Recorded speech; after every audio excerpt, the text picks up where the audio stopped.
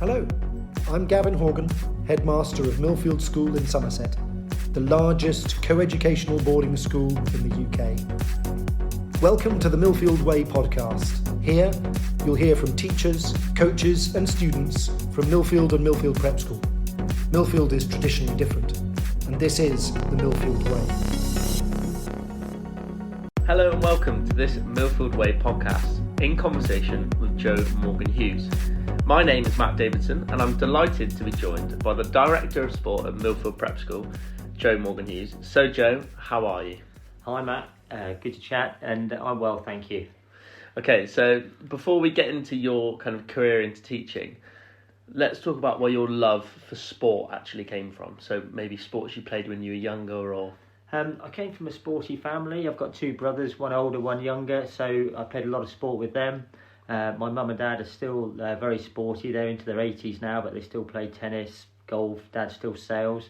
And I was lucky. I went to a really sporty school, a place called Gresham's in North Norfolk, so similar to Millfield, but so I had a lot of sport when I was younger. And what was your favourite sport?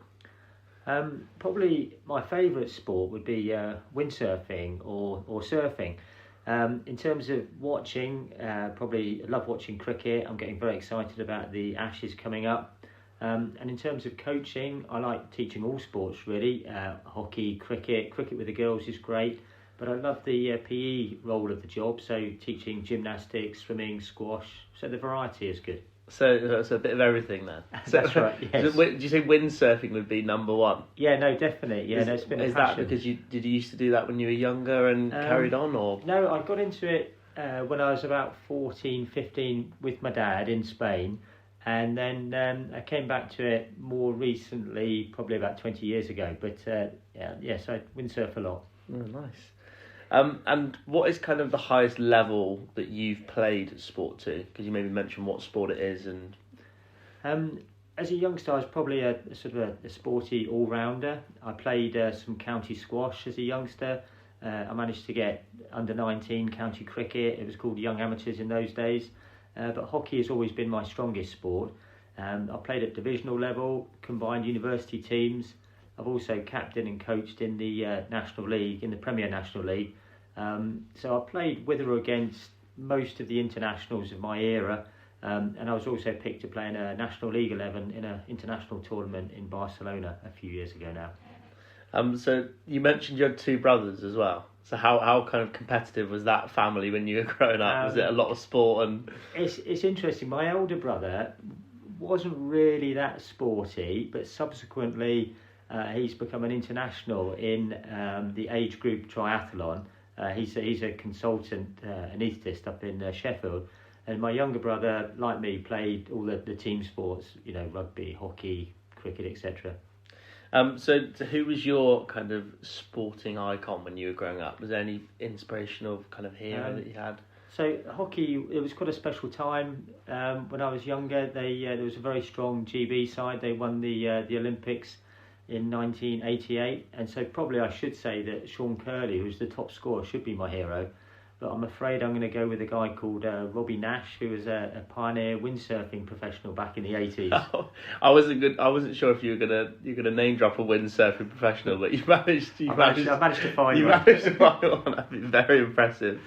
So kind of your background into teaching. So how did you get into that role, kind of becoming a teacher and looking into education as a career? So I read physical education at Warwick University, and at the same time I completed my teacher training. And when I left there, I was appointed at Bristol University, where I worked for 3 years. So I coached the men's hockey teams there, I ran the gym, and completed a research degree looking at the benefits of sport for young people. So was it Warwick University you went to? Yes. So kind of what was your time like when you were at uni?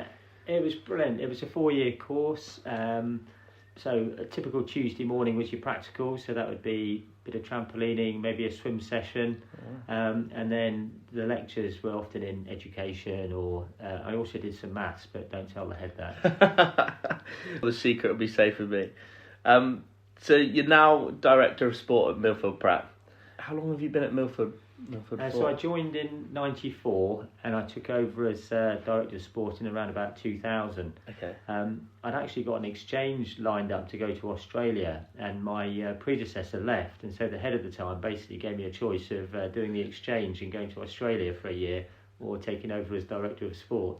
Wow, And, so what could have been? You could have been exactly. windsurfing in Australia. Could have been. And so 2000 you said you became... Yes. So how's that been? 23 years, 24? It's been brilliant fun. It's flown by. We've seen a lot of changes, lots of new departments have come into the school. We've grown closer to the senior school really. It's definitely got busier, but I think it's really developed for the better.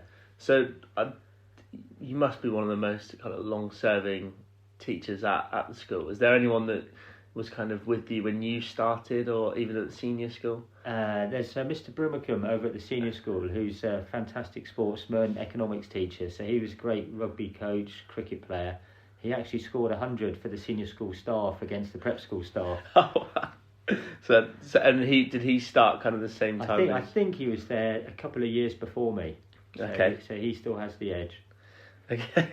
And do you have kind of philosophy in terms of how you teach and how you look to and kind of... I try to follow the school values, and I really buy into the idea that we're looking to find a strength in everybody. And I think that's the great thing about Millfield, that the breadth of sporting opportunity is so huge. There really is something for everybody. And also, hopefully, we get the idea across that everybody matters. Yeah. So I love the Wednesdays and Saturday afternoons when it's manic, really busy. You've got the sailors going out, people going off climbing, everybody trying to dash through lunch to get off to your team sports and things. So it's brilliant.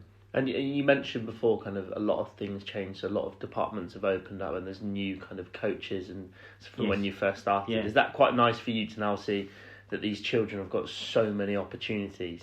I think the nice thing is that you see that we're looking after everybody. When I joined, we probably used to run an under-13 A team, an under-13 team that'd be called the seconds, probably an under-11 team, and that would be just about it. Whereas now we're running 16 teams in most major sports, and everybody gets the chance to play if they want to. So, yeah, it's great. Is that something you're quite proud of, that you've kind of been here and seen both sides of it? Yeah, I mean, I've been very lucky to be part of that journey. Yeah. And also the introduction of specialist areas. So the swimming programme has grown massively. It was already very successful. I mean, Helen obviously is an outstanding coach. But then we're lucky that the equestrian area has developed. Ian Vibert's come in to start running the golf. The tennis department's massively grown with Sarah. So there are all these different specialist areas now that operate out of the school and find extra strengths. Yeah, well, that tees up quite nicely for my next question. I was going to say, kind of, who do you work alongside in the sports department? You've mentioned a few sports there, but there's so many opportunities, isn't there, that you get. Yeah. I know we've not got much time, but if you could kind of summarise kind of how much sport there is. I mean, we've got 7 full-time PE teachers, and they teach across or coach across all the different sports. Every year we employ 4 graduate sports interns. And then what makes it really special is all these areas that I've just mentioned, like the 4 swimming coaches that are led by Helen, who's a former Olympian. We've got a full-time specialist cricket coach, a full-time specialist football coach, Joe Cooper, who looks after the girls and boys footballers. We've got 5 full-time tennis staff that are led by Sarah Thomas, a level 5 coach. And then there's about 50 members in the common room that help teach all the teams and run the various activities. But I should also mention the special links we have with Millfield, and a lot of their staff come down to deliver areas like squash, fencing, mod pen. Yeah. So and that's again going back to what you said earlier, the link between the 2 schools. Is that something that maybe wasn't as prevalent kind of when you were here in 2000? Would you get senior school staff coming over to teach sport? No, that's a massive change, and really it's been quite recent. I meet Scott, the Director of Sport at the senior school, most weeks, and he's really supportive. So if we've got any gaps in our staffing, or if we get can you remember Shun? We had fantastic squash player. Yeah. So basically, his squash program was delivered by the senior school squash staff. So we just worked out timetables and they supported. And it must be a lot easier for the pupils then, that transition to the senior school, if they know some of the staff that they've worked with already. It probably quite helps with that, doesn't it? It definitely helps, and there's some sports that work really closely together. I mean, I'm lucky with hockey that I have a great relationship with Reggie, the director of hockey. So he comes and supports various different national competitions that we have running. Swimming, great relationship. Some of our students went out to Turkey to help train and prepare for national competitions, etc. The rugby guys work very closely together. Cricket, so all these sports work closely together. And can you mention a bit about the facilities on offer? So we've got the equestrian centre, the actual sports pavilion itself. Kind of it stand out. If you could talk a bit about. I mean, we're lucky to have amazing sports pitches.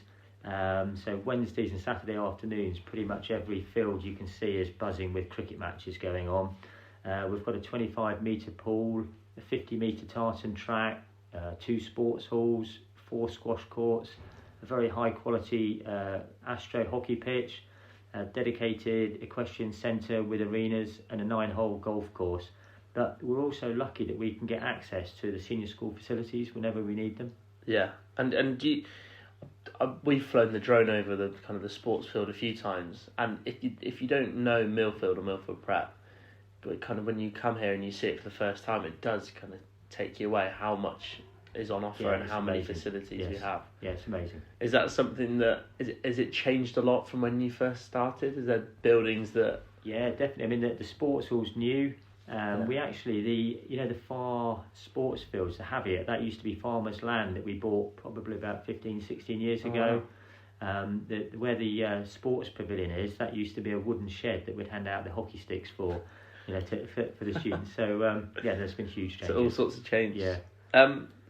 So we've got facilities. You mentioned how many sports there are. So for pupils, kind of individually, what opportunities do they have to get involved, both kind of in and out of the? In the curriculum, everybody will have a PE lesson. So they'll do something like fencing, swimming, gymnastics, and then the core sports of the term. But then on top of that, there's a massive clubs list of around about probably 100 clubs that the children can choose from. So everybody will end up with pretty much an individual programme, almost tailored for themselves. And you mentioned that you read physical education at university. Did you say about the benefits of sport for kind of younger people? I did a long time ago now. I did a research degree at Bristol University looking at the benefits of sport for young people. It was a sociological study, but it's helped me here because I've realised that sport can really help young people develop, and really just by getting people involved, feeling part of the school, you can see them thriving. There's a lot of people say kind of that camaraderie and the teamwork that you get from being in a team sport helps you later in life when you say if you move into a career when you've got to work with people, it helps with stuff like that. Is that something I know obviously you don't see kids in jobs, but is that something you notice the pupils kind of when they're better with friends after they play sport and helps them socialise? Definitely. And I should also mention that the philosophy that we use here has been taken really from the senior school, but we don't believe that it's a good idea at this age to specialise in one sport.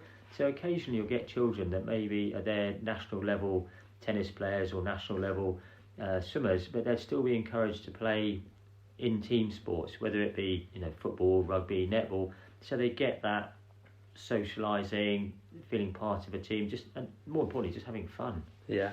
Well, I'm going to praise you here. So recently at the Brilliance Dinner that Millfield held, James Hildreth, one of the winners of the Old Millfieldian of the Year, he mentioned you in his speech, and he said that one of the main reasons he got into cricket was because you coached him hockey, and a lot of the skills that he learnt in hockey were transferable to kind of him playing cricket, and he ended up playing for Somerset.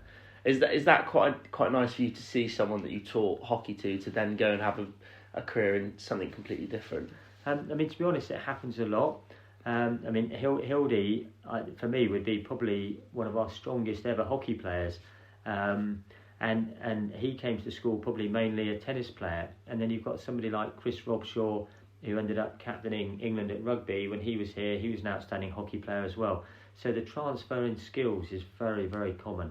Is that why you're keen to, so people don't specialise in one sport? They might be really keen on one sport and be on the swimming programme, for example, but you want to try and make sure they're involved in everything. Yes, is that something that the school definitely. I mean, the swimmers often have such a fantastic aerobic fitness base. They're brilliant at other sports as well. They're often, become very strong. I'm sure you've noticed pretty much every morning Sarah's got all the 7-8-year-olds out hitting tennis balls for half an hour before school, and that hand-eye coordination just massively helps all the other sports. So she's quite aware that probably the work she's doing is helping develop cricket players and hockey players and netballers just as much as growing her own sport. And what sports scholarships are on offer at Millfield Prep? So you can get a sports scholarship in pretty much any of the sports that we offer. We have a day in January, and typically we'll have around about 60 to 70 pupils that we assess. It's not a threatening day, it's a good fun day. We're very aware that we're trying to sell the school to the pupils and the parents just as much as them coming to have a look at us. Yeah, and so for people that are kind of aspiring athletes and they're kind of dedicated, a bit more serious, what kind of general week or day look like for them at Millfield Prep? Like I mentioned earlier, we're very keen that even the top level national sports players do other sports, so they would have a variety. There is a bit of support backup, so some of the children have strength and conditioning sessions. There's a physio that we can get access to, but it's important to remember that our vision really is to look long term. We're much more interested in where people are at the age of 18 and 19 than short term success at this age. And sorry, I'm just going to go back to this as well, because I remember recently I updated the sports board, which basically has the heads of each sport, and updated the photos. And a lot of the photos, although they were taken recently, were of the same people. So you've got kind of people like Denise, Chantel that have been at the school. Yeah. How important is it for you to have a team that kind of how they work and you can trust them? And have you seen the benefits of that in teaching as well? I think what's really nice is that the team work well together. So we all meet once a week as a team. So it does mean that if we get a clash and one of the students is wanted to play in a rugby game and a football match, there'll be a sensible discussion. And it will also be pupil focused. So we'll do what's best for the pupil rather than trying to force them to do something just because we're trying to win a particular competition or a title. And so hopefully that everybody works together and they support each other. It's a good department. And what kind of events are coming up that you're looking forward to? Is there anything in the calendar? I know we're heavily into the academic year. Maybe anything that stood out so far or what's coming up? Key events. My favourite events probably would be the Rock and Pop concert and the inter-house singing competition. Okay. But from the sports perspective, the swimming gala is always hugely impressive because it's a chance for our swimmers to showcase their skills, and it really is impressive. The senior athletic sports day is good fun. So there are a number of these whole school events. Another great one is the first Wednesday in September when we've got all the new students. We have the fun run, and it just brings the whole school together. It's really good fun. Great start to the term. We've even seen Mr. Dan Thornburn, the head, had to go in the run as well. And a lot of other stuff. He went well. I thought he had his handbrake on around the top corner, but no, it was good fun. Good fun. And are there any kind of successes or individual pupils that you're particularly proud of? I know you mentioned James Hildreth. Well, I mentioned James earlier. Is there any kind of other success stories that you're particularly proud of? I'd probably turn that round a bit. I'm quite conscious that in my time here, there's at least 3 boys that I could name that have played B team hockey that have gone on to be hockey internationals. Oh, wow. So I'm really keen to ensure that everybody gets great coaching, great opportunities because they all develop at different stages. Yeah. So it's brilliant. We've got numerous alumni that are Olympians, internationals, and professionals. But probably our departments say the greatest success is that everybody in the school matters. Everybody gets a chance to play regular in fixtures if they want to. Yeah, and that Do you know the three people that played B team hockey? Well, I ought to mention Josh Smith. So he was very upset when he didn't come to the Hockey Nationals. He ended up being an England junior, still plays National League at Richmond. And then there's Rufus McNaught Barrington. He ended up playing for Wales up front, good goal scorer. So he played a bit of B team sport. And then the other chap would be Fraser Henderson.